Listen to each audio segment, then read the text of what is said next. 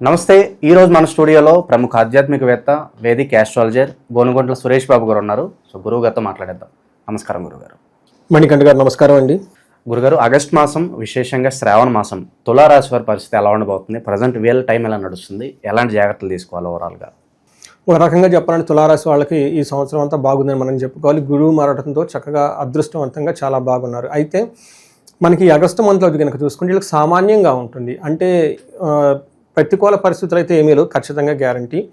అయితే అనుకూలమైన పరిస్థితులు వీళ్ళకి కొంచెం ఎక్స్పీరియన్స్ అవ్వరు అనమాట. ఎందుకంటే విపరీత భేద ఉండటంతో గురువు ఇవ్వాల్సిన మంచి ఫలితాలు ఇవ్వకుండా ఆగిపోవటం, సూర్యుడు ఇవ్వాల్సిన మంచి ఫలితాలు ఇవ్వకుండా ఆగిపోవటం, అలా మంచి ఫలితాలు ఇవ్వాల్సిన గ్రహాలు అంతగా వీళ్ళకి ప్రభావాన్ని అయితే చూపవు. అలా అని ప్రతికూల పరిస్థితులు కూడా ఏమీ లేవు. ఒక సాధారణంగా సామాన్యంగా ఉండే మంత్రం మనం అనుకోవాలి. ఇందులో మనం కనుక ఫస్ట్ కనుక చూసుకుంటే చిత్త 3-4 పాదాలు, స్వాతి 1-2-3-4 పాదాలు, విశాఖ 1-2-3 పాదాలు అంతా మనకి తులారాశిలో ఉంటాయి. మనం కనుక గ్రహస్థితి కనుక చూసుకుంటే ఆగస్టు 17న సూర్యుడు మారుతూ ఉన్నారండి. ఇది సింహరాశిలోకి, సొంత రాశిలోకి మారుతూ ఉన్నారు. బుధుడు వచ్చేటప్పటికి కర్కాటక రాశిలో 22వ తారీఖు మారుతూ ఉన్నారు.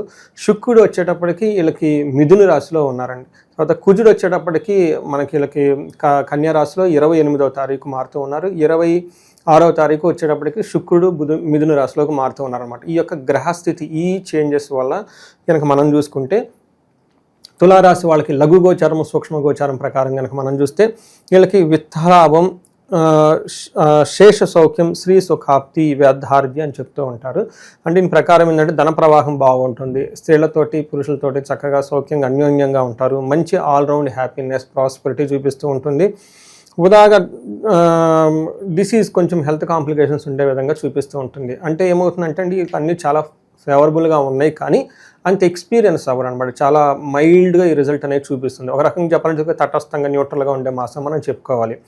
చూడటానికి విత్తలాభం, ధనలాభం, స్త్రీ సౌఖ్యం అని చూపిస్తూ ఉన్నా కానీ బట్ అంత ఎక్స్పీరియన్స్ ఈ మంత్లో అవ్వరీళ్ళు. అందుకని చెప్పేసి వీళ్ళు ఎక్కువగా ఆధ్యాత్మికంగా ఉంటే చక్కగా మనకి స్పిరిచువల్గా టైం స్పెండ్ చేస్తే చాలా బాగా కలిసి వచ్చే అవకాశం ఎక్కువగా ఉంది. ముందు మనం చెప్పుకునే విధంగా చక్కగా పండుగలన్నీ సెలబ్రేట్ చేసుకుంటే తులారాశి వాళ్ళకి సహజంగా ఈ సంవత్సరం అంతా బాగుంది. అమ్మవారి కృప వల్ల, వినాయకుని స్వామి కృప వల్ల వీళ్ళకి ఏ పని చేసినా కానీ చక్కగా కలిసి వచ్చే అవకాశం ఎక్కువ ఉంటుంది. మనం కనుక చూసుకుంటే వీళ్ళకి 11th హౌస్లో సూర్యుడు ఉండటం వల్ల చాలా మంచి రిజల్ట్ అని చెప్పుకోవాలి. ఏ ప్రకారంగా అంటే వీళ్ళకి అర్ధాచ స్వకులాచార గృహే నిత్యోత్సవం శుభం నిత్య మాధుర్య భుక్తిచ్చ లాభే ఏకాదశో రవి అని మనకి చెప్తూ ఉంటారు. 11వ ఇంట్లో కనుక ఉంటే మనకి సూర్యుడు ఇలా ముఖ్యమైన విషయాలను చేస్తుంటారు. ఎందుకంటే ధనం ప్రకారం బాగుంటుంది. తర్వాత ఇంట్లో ఉన్న వాళ్ళ వంశ పరంపరంగా వస్తున్న పార్టీలు, ఫంక్షన్స్, తర్వాత మనకేం చెప్తారంటే పూజలు, పురస్కారాలను చక్కగా చేసుకుంటారు మనం చెప్పుకోవచ్చు. గృహంలో నిత్యంగా ఉంటారు, ఆనందంగా ఉంటుంది, శుభంగా ఉంటుంది, మంచి భోజనాలు, స్వీట్స్ అవన్నీ తింటూ చక్కగా సెలబ్రేషన్ చేసుకునే అవకాశం ఎక్కువగా ఉంటుంది. ఇది ఒక మంచి టైం. సూర్యుడు వీళ్ళకి 11వ ఇంట్లో మంచి చేస్తూ ఉన్నాడని చెప్పుకోవచ్చు. అయితే కొన్నిసార్లు వీళ్ళకి కన్ఫ్యూజ్ అనే స్థితిలో ఎక్కువగా ఉంటారు. బ్యాడ్ స్ట్రాటజీ అంటే పెద్ద పెద్ద వ్యవహారాలు చేసుకోవాలని అలాంటి విషయాల్లో కొంచెం కన్ఫ్యూజన్కి గురే అవకాశం ఎక్కువగా ఉంటుంది. అందుకని ఇది తటస్థంగా ఉండే వంతు అని మనం చెప్పుకోవచ్చు. అయితే ప్రేమ వ్యవహారాలు కానీ, లవ్, రొమాన్స్ విషయాలు కూడా అంత అనుకూలంగా ఉండదు. కొంచెం వాళ్ళలో గొడవలు అయ్యి ఆర్గ్యుమెంట్స్ వచ్చే అవకాశం ఎక్కువగా ఉంటుంది. మనకి కుజుడు కనుక చూసుకుంటే 12వ ఇంట్లో ఉన్నారండి. 12వ ఇంట్లో ఉండే కుజుడు అంత మంచిది కాదు. హాస్పిటలైజేషన్ చూపిస్తూ ఉంటుంది, ఖర్చులు విపరీతంగా చూపిస్తుంటుంది. అంతేకాకుండా కొంచెం వీళ్ళకి కానీ లేదంటే వీళ్ళకి తెలిసిన వాళ్ళకి రోగాలకు సంబంధించిలో హాస్పిటలైజేషన్స్ డబ్బులు విపరీతంగా ఖర్చు అవకాశం ఎక్కువగా ఉంటుంది. మనకి 12వ ఇంట్లో కనుక కుజుడు ఉంటే సంస్కృతంలో మహర్షులు ఏం చెప్తారంటే ప్రవాసం వ్యాధి పీడాంచ బంధువైరం ధనక్షయం, అంతేకాకుండా దేహ పీడాంచ సంచారం ద్వాదశ స్థానకే కుజ అని మనకు చెప్తూ ఉంటారు. దీని ప్రకారం కనుక చూసుకుంటే దేశాంతరంలో ఉండటం, వేరే ఊరికి ఫారిన్ అలాంటి వాటికి వెళ్ళిపోయి అక్కడ ఉండటము, రోగాల వల్ల బాధలు, బంధుద్వేషము, ధననాశనము, శరీరానికి పీడ, ఇవన్నీ చెప్తూ ఉంటారు. అయితే ధనం ప్రకారంగా అయితే కనుక బాగుంటుంది, కానీ వచ్చిన ధనం విపరీతంగా కోల్పోయే అవకాశం కూడా ఎక్కువగా ఉంటుంది అనమాట. మనకి 3 ముఖ్యమైన గ్రహం కనుక చూసుకుంటే శుక్రుడు 9వ ఇంట్లో ఉండి భాగ్యాన్ని, లక్కును తీసుకొని వస్తున్నాడు అని మనం చెప్పుకోవాలి. సో ఇందాక మనం సూర్యుడు చాలా చక్కగా ఉపయోగపడుతున్నాడని చెప్పాము. అలానే కుజుడు వచ్చేటప్పుడు మిక్స్డ్ రిజల్ట్, కొన్ని చోట్ల బాగున్నాడు, కొన్ని చోట్ల బాగలేదని చెప్పుకోవచ్చు. అయితే శుక్రుడు 9వ ఇంట్లో ఉండి చక్కటి మంచి రిజల్ట్ ఇస్తున్నాడు. 9వ ఇంట్లో శుక్రుడు ఉంటే భాగ్యం, లక్ వీళ్ళకి వస్తుంది. వరమహాలక్ష్మి వీళ్ళకి యాక్చువల్లీ వరమహాలక్ష్మికి పూజ చేసుకోవడానికి, వరమహాలక్ష్మి కృప రావడానికి చాలా అనుకూలంగా శుక్రుడు ఉన్నాడు. ఎందుకంటే శుక్రుడు వచ్చేటప్పటికి లక్ష్మీదేవి యొక్క తమ్ముడు ఆయన. అందుకని మనం శుక్రవారం జరుపుకుంటాం అనమాట. తమ్ముడి మీద ప్రేమ ఉంటుంది కాబట్టి ఈ గ్రహం వీళ్ళకి అనుకూలంగా ఉండటం వల్ల చాలా మంచి లాభం జరిగే అవకాశం ఎక్కువగా ఉంటుంది. మనకి శాస్త్రాల్లో ఏం చెప్తారంటే వస్త్రలాభో మహారోగ్యం గురుభక్తి స్యాద్ ధర్మకృత్ చిత్త శుద్ధి రవిష్టార్థ నవమస్తే భవేద్ గురు అని చెప్తూ ఉంటారు. 9వ ఇంట్లో కనుక శుక్రుడు భృగో అని చెప్తూ ఉంటారు. ఇందులో శుక్రుడు కనుక 9వ ఇంట్లో కనుక ఉంటే వస్త్రలాభం ఉంటుంది, మహా ఆరోగ్యం ఉంటుంది, గురుభక్తి పెద్దల యందు మంచి నమ్మకము విశ్వాసం కలిగి చక్కగా వాళ్ళు చెప్పిన పనులన్నీ చేసుకుంటూ ఉంటారు. స్వధర్మకృత్ వాళ్ళ ఇష్టానుసారం మంచి మంచి పనులు చేస్తూ ముందుకెళ్తూ ఉంటారు. మంచి మనసు ఉంటుంది అని మనం చెప్పుకోవచ్చు. ఈ టైంలో లవ్ రొమాన్స్ ప్లెజర్కి సంబంధించిన వ్యవహారాలు కూడా బాగుంటుందని మనం చెప్పుకోవాలి. అంటే మనకి ఆల్మోస్ట్ ఒక 70 to 80% చాలా పాజిటివ్గా ఉంది.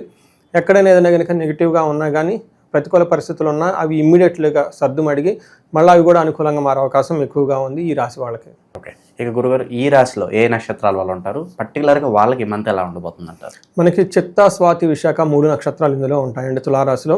చిత్తా నక్షత్రం వాళ్ళకి కనుక చూసుకుంటే ఫారిన్ వెళ్ళాలి అనుకున్న వాళ్ళకి చాలా చక్కగా అనుకూలంగా ఉంటుంది. తర్వాత ఫారిన్లో స్టే చేసిన వాళ్ళకి కూడా చాలా చక్కగా అనుకూలంగా ఉంటుంది. వీళ్ళకి పార్టీలకి ఫంక్షన్లకి అటెండ్ అయ్యి చక్కగా హ్యాపీగా ఎంజాయ్ చేస్తారు. ఈ మంత్ అంతా లాభప్రదంగా ఉంటుంది అని చెప్పుకోవాలి.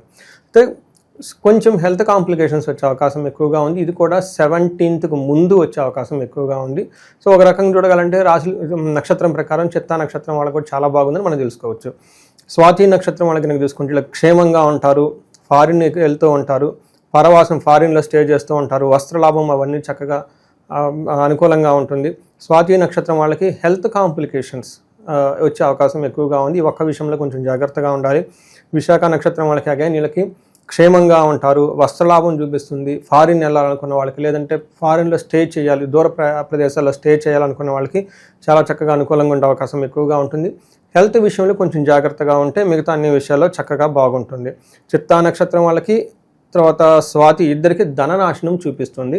అంటే పాపం వీళ్ళకి ప్రేమేమీ లేకుండా వేరే వాళ్ళు వచ్చేసి దొంగతనం జరగటం, వస్తువులు కోల్పోవటం, సంథింగ్ రాంగ్ జరిగే అవకాశం ఎక్కువగా ఉంటుంది.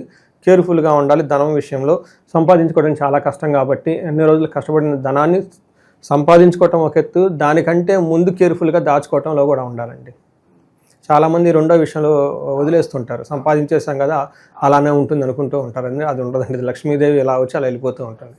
ఇక భూమికి సంబంధించి ఏమైనా జాగ్రత్తలు తీసుకోవాల్సిన అవసరం ఉందంటారా? ఇళ్ల స్థలాలు కొనేవాళ్ళు కావచ్చు, సొంత భూమి కొనేవాళ్ళు కావచ్చు.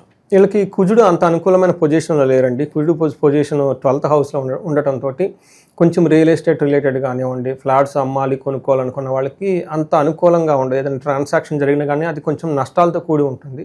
కొన్ని ఒక 45 days అదేమంటారంటే ప్రొలాంగ్ చేస్తే బెటర్, పోస్ట్పోన్ చేస్తే బాగుంటుంది. ఇంకా విశేషంగా ఈ శ్రావణ మాసం వీళ్ళకి కలిసి రావాలనుకుంటే ఎలాంటి దైవారాధన పరిహారాలు తీసుకుంటే బాగుంటుంది? వీళ్ళకి అంతా బాగుందండి. ఒక కుజుడు మాత్రం అనుకూలంగా లేరు. సో విశేషంగా గణపతి పూజ చేసుకుంటే చాలా బాగుంటుంది. వినాయకుని పూజ, అందులోనూ గరికతో మనకి పత్రితోటి తర్వాత ఎర్రటి మందారాలతోటి చేసుకొని వీళ్ళకి గణపతి అధర్వ శీర్షం అని ఉంటుందండి. కొంచెం ఇది వేద మంత్రం, ఈజీగా ఉంటుంది, కొంచెం టఫ్గా ఉన్నా కానీ బాగా రిజల్ట్ ఉంటుందండి. దీన్ని అందరూ చేసుకుంటే చక్కగా ఉంటుంది. వీటితో పాటు మనకి కొంచెం హెల్త్ కాంప్లికేషన్స్ ఎక్కువగా చూపిస్తుంది కాబట్టి ఆయుష్ సూక్తం చదువుకున్న, అమృత మృత్యుంజయ మంత్రం లేదంటే విశేష హోమం జరుపుకున్నా కానీ చక్కగా ఉంటుంది.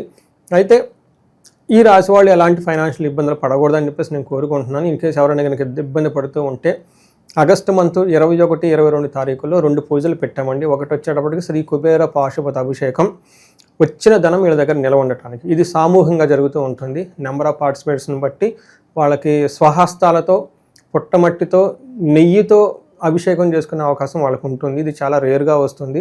రెండోది వచ్చేటప్పటికి మహాలక్ష్మి విశేష హోమం ఉంటుంది. ఇది శీఘ్ర ధన ప్రాప్తి, ధనం త్వరగా రావడానికి. తర్వాత నష్టద్రవ్య ప్రాప్తి, ఎవరికైనా కనుక ఇంతకుముందు ధనం వేరే వాళ్ళకి ఇచ్చి లేదంటే లాస్ అయిపోయి ఉంటే ఆ ధనం మళ్ళీ తిరిగి వీళ్ళకి రావడానికి. ఇది అమ్మవారికి శ్రీ సూక్తంతో సంపుటీకరణ చేసిన బీజ మంత్రాలతో అది ఉంటుంది, పారాయణమను విశేష హోమం ఉంటుంది. దీనితో పాటు అమ్మవారికి తామర పూలతోటి తర్వాత నెయ్యితోటి విశేషంగా పెద్ద హోమం చేయటం జరుగుతూ ఉంటుంది. సో ఇది 1-to-1 అంటే వాళ్ళకి సామూహికంగానే బట్ ప్రతి ఒక్కళ్ళకి అందులో పార్టిసిపేట్ చేసే అవకాశం ఇచ్చే విధంగా ప్లాన్ చేస్తూ ఉన్నాము. సో అగైన్ వీళ్ళకి వచ్చిన రెస్పాన్స్ని బట్టి ఆ కార్యం ఇంకా పెద్దది చేయటమా లేదంటే టౌన్ తగ్గించుకోవటం అనేది ఉంటుంది. ఫస్ట్ టైం నేను సామూహికంగా బయటకు వెళ్ళి చేస్తూ ఉన్నాను. ఇప్పటిదాకా 1-to-1 వాళ్ళ ఇళ్లలో వెళ్ళి అక్కడ చేయటం జరిగింది. వాళ్ళకి మంచి రిజల్ట్ రావడం జరిగింది. అప్పుడు కొన్నిసార్లు నాకు ఫోన్లు వచ్చి ఉండే ఏమండి అంటే మా కాస్ట్ ఎక్కువ ఉంటుంది అనమాట. ఇవి నెయ్యి, తర్వాత తామర పూలు, ఇందులో వేసే దినుసులు ఇవన్నీ ఎక్స్పెన్సివ్ ఉంటాయి. తర్వాత దానికి చేయాల్సిన పారాయణ కూడా చాలా ఎక్కువ లెంతీ పడుతుంది అనమాట. దాంతో కొంతమంది మీకు ఫైనాన్షియల్గా బర్డెన్ అయ్యి చేయించుకోవడానికి ముందుకు రాలేదు. ఇప్పుడు సామూహికంగా చేయటం కాబట్టి ఖర్చు కూడా తగ్గుతుంది. ఇంట్రెస్ట్గా ఎవరైనా ఉంటే కనుక కనెక్ట్ అయితే డీటెయిల్స్ తెలుసుకోవచ్చు అండి. ఓకే, ఓవరాల్గా ఈ రాశి వాళ్ళందరికీ ఈ శ్రావణ మాసం విశేషంగా ఎలా ఉండబోతుంది, ఎలాంటి జాగ్రత్తలు తీసుకోవాలి, అద్భుతంగా వివరించారు. ధన్యవాదాలు. ధన్యవాదాలండి.